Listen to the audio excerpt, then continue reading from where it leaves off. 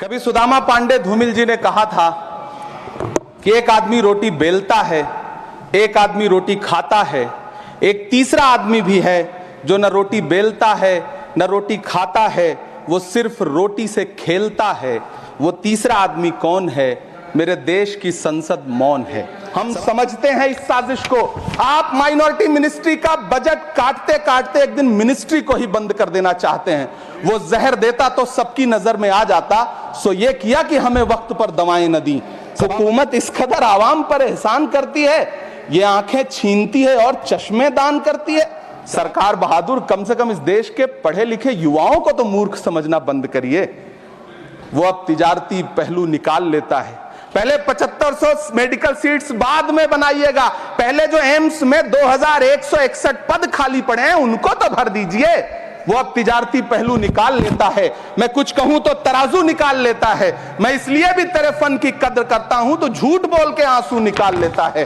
क्योंकि जिस्म की मौत कोई मौत नहीं होती है। जिस्म मिट जाने से इंसान नहीं मर जाते, धड़कने रुकने से अरमान नहीं मर जाते, सांसें थम जाने से ऐलान नहीं मर जाते।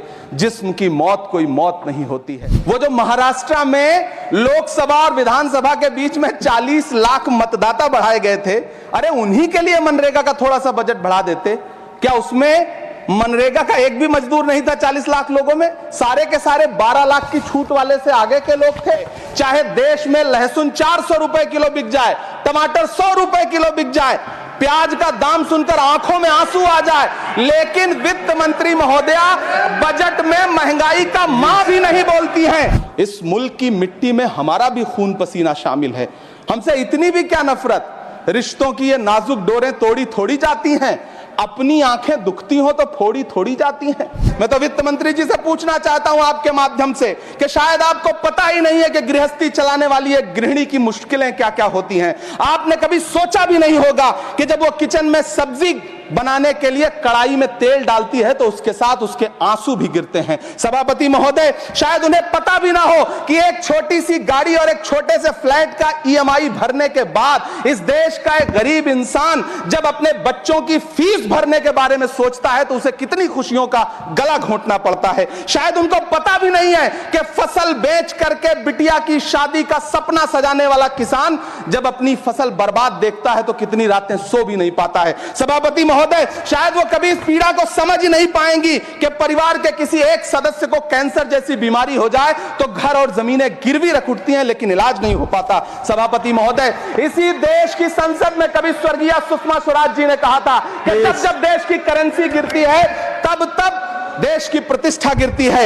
एक तरफ कोलंबिया जैसा छोटा सा देश और उसके प्रधानमंत्री गुस्तावो पेत्रो खड़े हैं जो कोलंबिया के नागरिकों को हथकड़ी लगाकर लाने वाले जहाज को अमेरिका बैरंग वापस लौटा दे रहे हैं, और दूसरी तरफ हमारे प्रधानमंत्री जी खड़े हैं जो बेड़ी और हथकड़ी लगा करके लाए गए बेटों के अपमान पर एक शब्द नहीं बोल रहे। सभापति महोदय, मैं इतिहास के पन्ने पलट रहा हूं, मुझे दो किरदार याद आ रहे हैं। एक तरफ निक्सन के 7वें बेड़े की धमकियों के सामने लोहे की तरह अडिग इंदिरा गांधी खड़ी हैं, तो दूसरी तरफ खुद ही नमस्ते ट्रंप का नारा लगाते हुए प्रधानमंत्री जी खड़े हैं। मेरे कानों में सुषमा स्वराज जी की आवाज गूंज रही है।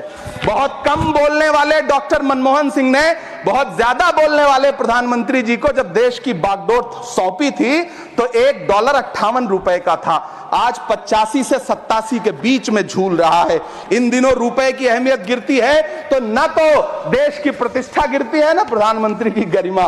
जिस देश में 80 करोड़ लोगों को 5 किलो राशन के लिए कतारों में लगना पड़ता हो, उस देश में यह सरकार 12 लाख तक के टैक्स न लेने के लिए अपनी पीठ थपथपा रही है। 70 साल का एक बुजुर्ग एमएसपी की लीगल गारंटी मांगता हुआ आमरण अनशन पे बैठा हुआ है। काश ये बजट किसान नेता जगजीत डल्लेवाल की टूटती हुई सांसों की पीड़ा सुन पाता। काश ये बजट प्रतियोगी परीक्षाओं की तैयारी के लिए दिल्ली, कोटा, पटना, अहमदाबाद जैसे शहरों में, इलाहाबाद जैसे शहरों में किताबों के साथ गल रहे युवाओं के सपनों को जिंदगी दे पाता। काश ये बजट वंदे भारत के सुनहरे विजुअल के बजाय देश की गरीब जनता को कुछ और पैसेंजर ट्रेनें दे पाता। काश ये बजट सीनियर सिटीजन को ट्रेन टिकटों में मिलने वाली रियायतें वापस लौटा पाता जिनको सरकार ने कोविड के नाम पे छीन लिया था। काश ये बजट किसानों की राह में कीले नहीं बल्कि कालीन बिछाने वाला बन पाता।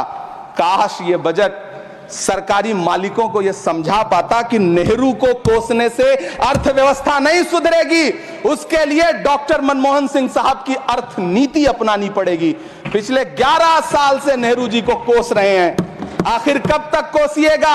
थोड़ा पंडित नेहरू जी के बारे में पढ़िए, तब पता चले कि पंडित नेहरू की शख्सियत का नाम है। दुनिया का पहला ऐसा राजनेता जिसने अपनी जिंदगी की आजादी के लिए, देश की आजादी के लिए 3259 दिन अंग्रेजों की जेल में बिताए। पंडित नेहरू एक ऐसे महान शख्स जिनके पिता पंडित मोतीलाल नेहरू, जिनकी बहन विजय लक्ष्मी पंडित, जिनके बहनोई पंडित रंजीत सीताराम, जिनकी बेटी इंदिरा गांधी, जिनके दामाद फिरोज गांधी, सब ने अंग्रेजों से लड़ते हुए स्वतंत्रता आंदोलन में जेल काटी। आप किस मुंह से उनकी लकीर छोटी करने की बात करते हैं? नहीं कर पाइएगा, 7 जन्मों में नहीं कर पाइएगा। मैं आपके सामने खड़ा होकर के एक बहुत छोटी सी कहानी सुनाना चाहता हूं कि महान बादशाह सिकंदर ने जब यूनान फतेह किया तो जीत का जश्न मनाने के लिए शहर की सड़कों पर निकला। तो उसने देखा कि पूरा शहर तो जश्न मना रहा है, एक फकीर सड़क के किनारे चादर तान के सो रहा है। सिकंदर को गुस्सा आया, घोड़े से उतरा, उस फकीर के पास गया और उसे सोता देख करके उसे जोर की एक लात मारी और लात मार के कहा कि क्यों रे फकीर, मैंने यूनान फतेह कर लिया, लोग जश्न मना रहे हैं और तू सो रहा है। उस फकीर ने उन्नीदी आंखों से सिकंदर को देखा और देख करके कहा कि शहर जीतना बादशाहों का काम है, लेकिन लात मारना तो गधे का काम है। सभापति महोदय, गरीब जनता को लात मारना बंद करिए।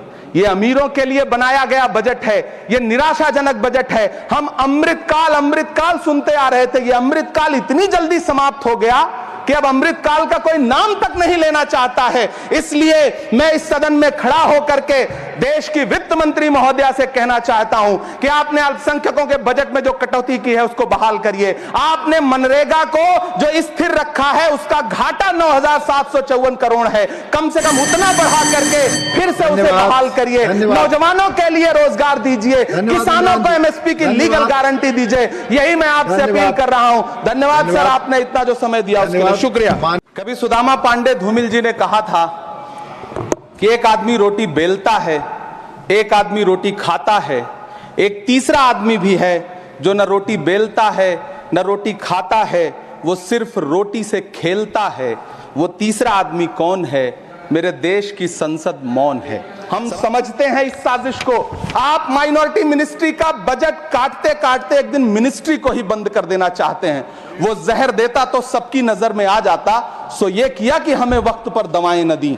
हुकूमत इस कदर आवाम पर एहसान करती है, ये आंखें छीनती है और चश्मे दान करती है। सरकार बहादुर, कम से कम इस देश के पढ़े लिखे युवाओं को तो मूर्ख समझना बंद करिए। वो अब तिजारती पहलू निकाल लेता है।